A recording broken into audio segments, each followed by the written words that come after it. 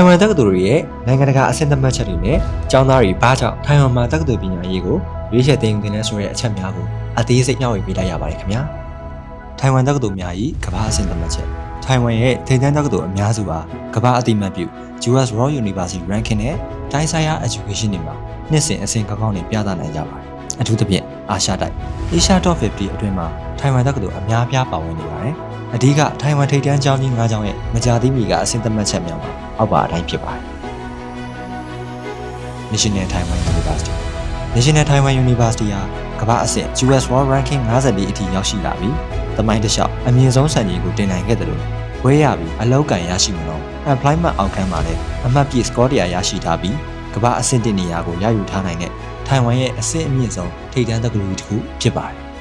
National Taiwan University အာရှတွင်အဆင့်36မှာရပ်တည်နေပြီး Science, Engineering နဲ့ Nuclear Science ပညာရပ်တွေမှာအလွန်နာမည်ကြီးတဲ့တက္ကသိုလ်တစ်ခုဖြစ်ပါတယ် National Yanmin ကျောင်းထုံး University အာရှအဆင့်တွင်46မှာရပ်တည်နေပြီးချစ်ပြားထုတ်လုပ်မှုနည်းပညာ Computer Science နဲ့ Biomedical ပညာရပ်တွေမှာကမ္ဘာအဆင့်မီတဲ့အတွက်ရွေးချယ်သင်တဲ့ University တစ်ခုဖြစ်ပါတယ် National Changkong University အခုလက်ရှိအာရှအဆင့်39မှာရပ်တည်နေပြီး Engineering အတတ်ပညာနဲ့အလုံးရရှိမှုနှုန်းထားပိုင်းမှာထိပ်တန်းကရှိနေပါတယ် National Taiwan University of Science and Technology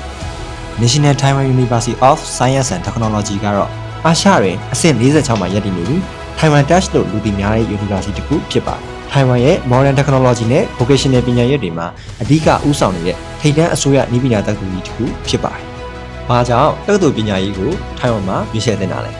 ။နိုင်ငံတကာကျောင်းသားတွေအထူးသဖြင့်အရှေ့တောင်အာရှကကျောင်းသားတွေ Taiwan ကိုအဓိကရွေးချယ်နေရတဲ့အကြောင်းရင်း6ချက်ရှိပါတယ်။နည်းပညာနဲ့စီမီကွန်နတာတို့ရဲ့အဓိကမနိုင်ဖြစ်ခြင်း။ Taiwan ဟာကမ္ဘာအဆင့်မြင့်နည်းပညာတွေနဲ့စီမီကွန်နတာTSMC ကဲ့သို့သောကမ္ဘာအကြီးဆုံး microchip ကုမ္ပဏီကြီးများတည်ရှိရာအဓိကဗဟိုချက်မှဖြစ်ပါတယ်။အကယ်၍သင်ဟာ IT,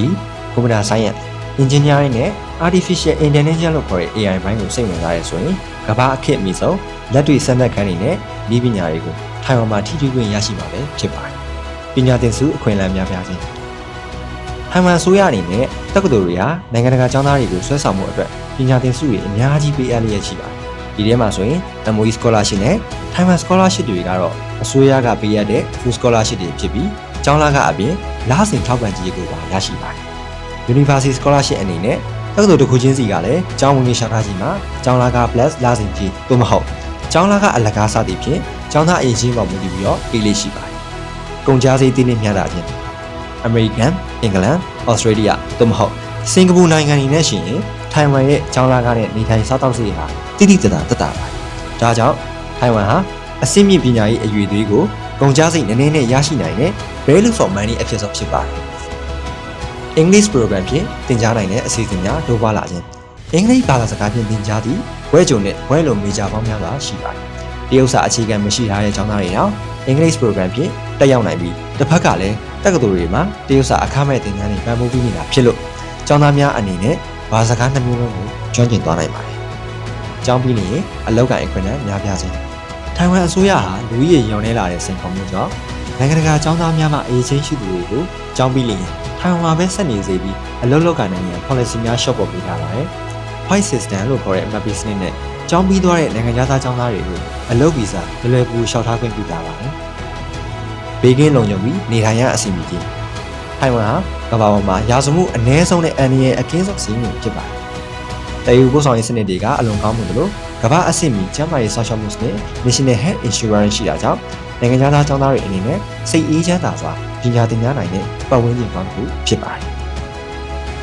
AMI International School အနေနဲ့ယခုကဲ့သို့အဆင့်မြင့်ထိုင်ဝမ်ပညာရေးနဲ့ချိတ်ဆက်နိုင်ရည်ရွယ်ချက်ဖြင့်နိုင်ငံတကာစံနှုန်းများညီညွတ်မှုအရင်းမြစ်များကိုအကောင်းဆုံးပေါင်းစပ်ထားသည့် Trilingual Education System English, Chinese, မြန်မာသုံးဘာသာသင်ယူမှုနဲ့ဖြင့် AMI Trilingual Preschool မှစ၍ AMI International School Grade 1 to Grade 8အထိစနစ်တကျသင်ကြားပေးရရှိနေပါတယ်ခင်ဗျာ။ဒါ့အပြင် AMI International School နဲ့ AMI Chinese Class မှအထက်တန်း Grade 12ပြီးမြောက်သွားသောကျောင်းသားကျောင်းသူများအားလည်း Overseas Chinese Program များနဲ့ Foreign Student Program များဖြင့်ထိုင်ဝမ်အဆင့်မြင့်တက္ကသိုလ်များတွင်ဝင်ခွင့်များရရှိစေနိုင်ရန်ဆောင်ရွက်ပေးလျက်ရှိသောကြောင့်မိဘများအနေဖြင့်မိမိကလေးများ၏အနာဂတ်ပညာရေးလမ်းကြောင်းအတွက်စိတ်ချယုံကြည်စွာအနန္တနိုင်ကြောင်းအတည်ပြုလိုက်ပါတယ်ခင်ဗျာ။